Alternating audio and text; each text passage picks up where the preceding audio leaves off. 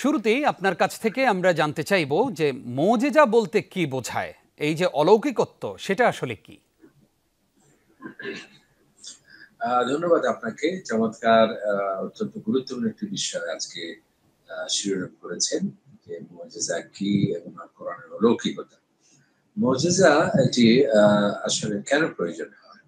নবীদেরকে আল্লাহ সুবহানাহু ওয়া তাআলা প্রত্যেকটা ভাষাভাষীর লোকদের কাছে নবী প্রেরণ করা হয়েছে। ওমা আরসালনা মির রাসূলিন বিলিসানি কওমি, প্রত্যেকটা ভাষাভাষী লোকদের কাছে লিকুল্লি কওমিন হাদ, প্রতিটি গোত্রে গোত্রে আমি নবী পাঠিয়েছি। এমনকি ওয়াদরিব লাহুম মাসালান আসহাবাল কারিয়া, গ্রামে গ্রামে আমি নবী পাঠিয়েছি। এমনকি ওমা কুন্না মুআযযিবিনা হাত্তা নাবা'আসা রাসূলা, যেকোনো জনপদকে ধ্বংস করার আগে তাদের কৃতকর্মের কারণে যখন ধ্বংস অনিবার্য হয়, তাদেরকে সতর্কবাণী উচ্চারণ করার জন্য নবী প্রেরণ করেছি। তো নবীরা যখন ঘোষণা দেন যে আমি আল্লাহর নবী, আল্লাহ রাসূল, তখন সাধারণ কিছু মানুষ তারা এই আপত্তি করে বসে যে তুমি আবার নবী হলে কবে? আপনি তো আমাদের স্বামী। এবং একজন বলছে আপনি তো আমার বাবা, আরেকজন বলছে আপনি তো আমার ছেলে, যেমন হযরত ইব্রাহিম আলাইহিস সালামের বাবা বলছিলেন। এভাবে আবু লাহাব আমার নবীজিকে বললেন আপনি আমার ভাইপো। অর্থাৎ তাদের সন্দেহ হতো যে কিভাবে একজন মানুষ কিভাবে নবী হতে পারে। তখন আল্লাহ পাক সুবহানাহু ওয়া তাআলা তিনি যে আল্লাহর নবী, তিনি যে আল্লাহর রাসূল, এটি যাতে প্রমাণিত হয় মানুষের কাছে, যাতে সাধারণ মানুষ বুঝতে পারে যে না, এই অলৌকিক কাজ তো কোনো সাধারণ মানুষের পক্ষে সম্ভব নয়, যে এটা অবশ্যই তিনি আল্লাহর নবী হবেন। তখনই এই মুজিজার প্রয়োজন হয়। মুজিজা কি? মুজিজার সাধ্যি করতে হচ্ছে অক্ষম করে দেয়া। অর্থাৎ যার মোকাবেলা করা কোনো মানুষের পক্ষে সম্ভব নয়।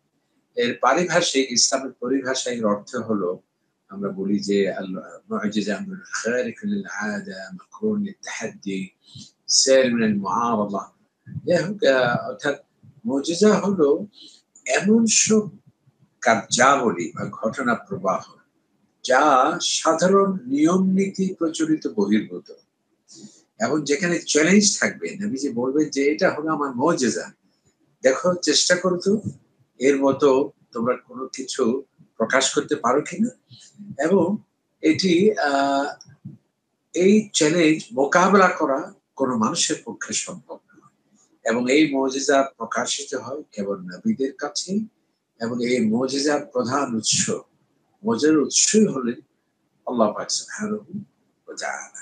তাহলে মুজিজার উদ্দেশ্য হলো, মুজিজা মানে কি বুঝলাম আমরা? এমন সব প্রাকৃতিক নিয়ম নীতি বহির্ভূত কার্যাতি বা ঘটনার প্রবাহ যার মধ্যে চ্যালেঞ্জ থাকবে এবং যেটির মোকাবেলা করা কোনো মানুষের পক্ষে সম্ভব নয়। যেমন দেখুন, এই যে হযরত মূসা আলাইহিস সালাম একটা লাঠির সাপে পরিণত হয়ে যাওয়া, এটি কি কোনো মানুষের পক্ষে সম্ভব?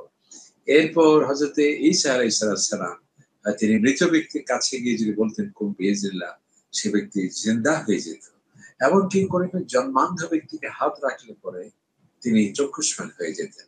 এভাবে হযরত সুলাইমান আলাইহিস সালাম, তখন তার ফ্লাইট ছিল না, রকেট ছিল না, বা বেলুন বা হেলিকপ্টার ছিল না। তিনি আকাশে যেই নির্দেশ দিতেন আমাকে যেতে হবে এখন ফিলিস্তিনে বাইতুল মুকাদ্দাস, সঙ্গে সঙ্গে সেখানে বাতাসের উপর আরোহণ করে, অর্থাৎ ফ্লাইটের স্টাইলে তিনি সেখানে চলে যেতেন।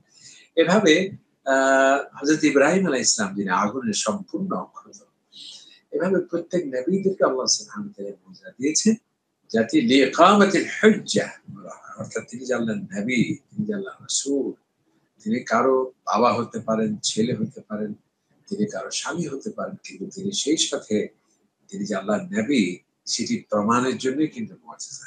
তা আমরা মুজিজার এই বৈশিষ্ট্য থেকে, এই সংজ্ঞা থেকে আমরা ধরে নিতে পারি মুজিজার কতগুলো বৈশিষ্ট্য আছে। প্রথম বৈশিষ্ট্য হলো মুজিজার উৎস কেবল আল্লাহ তাআলা। যে মুজিজা কেবলমাত্র, শুধুমাত্র, একমাত্র অথরিটি হলেন আল্লাহ সুবহানাহু ওয়া তাআলা। আল্লাহ পাক বলেছেন কুল, হে নবী আপনি বলুন, ইন্নামাল আয়াতু ইনদাল্লাহ, সকল মুজিজা কেবলমাত্র আমার কাছে। এবং আরেকটি আয়াতে আল্লাহ তাআলা বলেন মা কানা লিনাবিয়্যিন আন ইয়াতিয়া বিআয়া ইল্লা বিইذনিল্লাহ, কোন নবীর পক্ষে মুজিজা সম্ভব নয় যতক্ষণ না আমার হুকুম না হবে। এটি এক নম্বর বৈশিষ্ট্য। দুই নম্বর বৈশিষ্ট্য হচ্ছে মুজিজা সাধারণ নিয়ম কানুন হতে পারে, যেমন আম গাছ থেকে আম পাওয়া, বা আগুনে কোনো কিছু রাখলে পুড়ে যাওয়া, এটা তো স্বাভাবিক। কিন্তু ব্যতিক্রম হওয়া যেমন আঙ্গুল থেকে জি একবার একটি যুদ্ধে পানির স্যার, অনেকগুলো পয়েন্ট আমাদের সামনে পানি চলে আসছে। আমরা একদম আরো কিছু প্রশ্ন আমাদের আছে। এই মুহূর্তে আপনি আমাদেরকে জানাবেন যে আমাদের প্রিয় নবী মুহাম্মদুর রাসূলুল্লাহ সাল্লাল্লাহু আলাইহি ওয়াসাল্লামের জীবনে কতগুলো মুআজিজা ছিল এবং উল্লেখযোগ্য মুআজিজাগুলো বা অলৌকিকত্বগুলো কি কি ছিল? ধন্যবাদ আপনাকে। নবী করিম সাল্লাল্লাহু আলাইহি সাল্লামের মুজিজা কি, কি ছিল এ বিষয়ে তো সুনির্দিষ্ট অনেকগুলো বই আছে। আল্লাহ রাসূল যখন তিনি নবুয়তের ঘোষণা দিলেন, রিসালাতের ইজহারে নবুয়ত যেটাকে বলা হয়, তখন কিন্তু সাধারণ মানুষ চিরাচরিত নিয়ম অনুযায়ী আ নবী করিম ইসলামের প্রতি তারা আপত্তি করল যে, "মা লিহাযা রাসূল?" আপনি কি আশ্চর্য ধরনের রাসূল? ইয়াকুলু আত-তাআম ওয়া ইয়ামশি ফিল আসওয়াক। তিনি আমাদের মতো খাবার গ্রহণ করেন, অর্থাৎ নাস্তা করেন, দুপুরের খাবার, রাতের খাবার নেন। ওয়াইমশি ফিল আসওয়াক, তার ব্যবসা-বাণিজ্য আছে এবং তিনি বাজারে তিনি চলাফেরা করেন। তখন তারা নবী ইসলামের প্রতি কিছু মুজিজা প্রস্তাব করল যে, যেটা সূরা বনী ইসরাঈলের মধ্যে আসছে, অনেক লম্বা আয়াত, আমরা জাস্ট অনুবাদ করছি। লান নুমিনা লাক, আমরা আপনার প্রতি বিশ্বাস স্থাপন করব না নবী হিসেবে। তবে হ্যাঁ, করতে পারি এই অর্থে, যদি আপনি এই মুহূর্তে একটা খেজুর বাগান করিতে পারেন। আবার কেউ বললেন যে আপনি এই মুহূর্তে যদি আপনার একটা আও ইয়াকুন লাকা বাইত, যদি আপনার একটা স্বর্ণ নির্মিত একটা প্রাসাদ করতে পারেন। এখনই আমরা দেখব এটা আপনার প্যালেস, স্বর্ণ দেয়া এবং রৌপ্য খচিত এর দালানগুলো হবে। আবার কেউ বললেন যে আও তুফাজ্জিরা আনহার খিলালাহা তাফজীরা, একটি বাগান হবে, বাগানের মাঝখানে একটা সুন্দর একটা নদী, ঝর্ণা ধারা এক্ষুনি যদি আপনি করিতে পারেন। আবার বললেন যে আমরা আপনাকে নবী হিসেবে মানবো যদি আপনি আকাশে উড়ে বেড়াতে পারেন, আকাশে ফ্লাই করতে পারেন। এরপর তারা বললেন যে না, আকাশে উড়লেও হবে না, আমরা যদি আকাশে ওঠার আগে আপনাকে চেক করে দেখবো, কোনো বই থাকতে পারবে না। আকাশে আপনি ফ্লাই করবেন ২-৩ ঘন্টা, এরপর নামার পর যদি একটা লান নুমিনা লিরুকিকা হাত্তা তুনাজ্জিলা আলাইনা কিতাবান নাকরাহু, একটা যদি প্রিন্টেড বই নিয়ে আসতে পারেন, তাহলে আমরা আপনাকে নবী হিসেবে বিশ্বাস করব। তখন আল্লাহ পাক সুবহানাহু ওয়া তাআলা বললেন যে, দেখো তারা যে মুজিজা চাচ্ছে, এর জবাবে আমি বলতে চাই, আপনি বলুন যে কোরআনই হচ্ছে আপনার শ্রেষ্ঠ মুজিজা। যদিও নবী ইসলামের চন্দ্র বিদীর্ণ হয়ে যাওয়া সেটি তার মুজিজা ছিল। এমনকি এমনও বলা হয় যে সমস্ত নবীদের যা মুজিজা ছিল, একা সকল মুজিজা নবী মুহাম্মদ সাল্লাল্লাহু আলাইহি ওয়াসাল্লামের কাছে ছিল। এবং এর থেকে বড় মুজিজা যেটি, সেটা হচ্ছে চাঁদ দ্বিখণ্ডিত হয়ে যাওয়া এবং মেরাজে যাওয়া, এবং যখন পানির স্বল্পতা হতো নবী ইসলামের হাত মোবারক থেকে পানি সেখানে বের হতো। এমনকি যখন তিনি যখন পথে চলতেন, মেঘ তাকে ছায়া দিত। এমনকি যখন তিনি যেতেন কোথাও নির্জন, গাছপালা থেকে শব্দ আসতো, সালাম দেওয়া হতো। এভাবে অসংখ্য মজা আছে।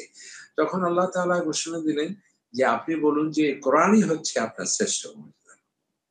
তখন তারা এ ব্যাপারে আপত্তি তুলল। তারা বলল যে, না, এটি আপনি বানিয়ে বলছেন, নাউজুবিল্লাহ।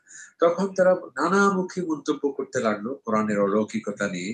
কেউ বললেন যে, না, ফাহিয়া তুমলা আলাইহি বুকরাতান ওয়া আসীলা, যে আসলে মুহাম্মদ সাল্লাল্লাহু আলাইহি ওয়াসাল্লামের কাছে জিনেরা এসে সকাল সন্ধ্যা এগুলো বলে, এরপর তিনি আমাদের কাছে কোরআন হিসেবে চালিয়ে দেন। আবার জি কেউ বলে যে, ইন্নামা ইউআল্লিমুহু বাশার, আসলে রাতের আঁধারে মুহাম্মদ সাল্লাল্লাহু আলাইহি ওয়াসাল্লামের কাছে কোন শিক্ষক আছেন, তিনি সেখান থেকে শিখে আমাদের কাছে কোরআন নামে তিনি এগুলো তিনি বলে যে বেড়াচ্ছেন।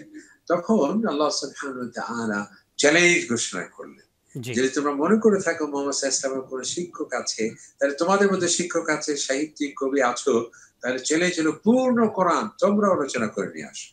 এরপর আবার চ্যালেঞ্জ করা হলো ১০টি সূরা নিয়ে আসো, ফা'তু বি'আশরি সূরা। এরপর বলো ফা'তু বিসূরা, অন্তত একটি সূরা হলে নিয়ে আসো। আরো চ্যালেঞ্জ সহজ করে দেওয়া হলো, ফালিয়াতু বিহাদিথ, যে কোরআনের মধ্যে একটি আয়াত হলো দেখি তোমরা রচনা করে আসো তো।